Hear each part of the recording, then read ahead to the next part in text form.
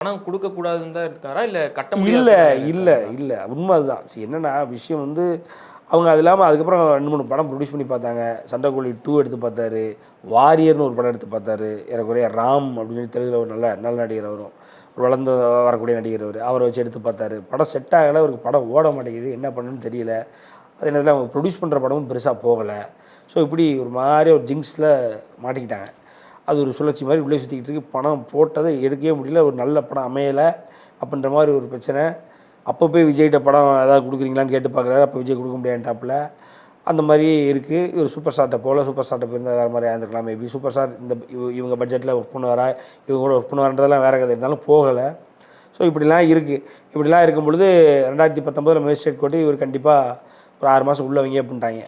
அவங்க உடனே அங்கேருந்து அப்பீல் போறாங்க. ஹைகோர்ட்டுக்கு அப்பீல் போய் ஏறக்குறைய 2022 வரைக்கும் அந்த கேஸ் எடுக்குறாங்க. ஹைகோர்ட்ல இல்ல அதெல்லாம் கிடையாது. அவர் சீக்கிரம் பணத்த கட்ட சொல்லுங்க. 3 மாசம் டைம் எடுத்துட்டு ஒழுங்கா பணத்த கட்ட சொல்லுங்க அப்படின்ட்டா 2022 இப்போ 2025 வரைக்கும் தள்ளி கொண்டு வந்திருக்காரு.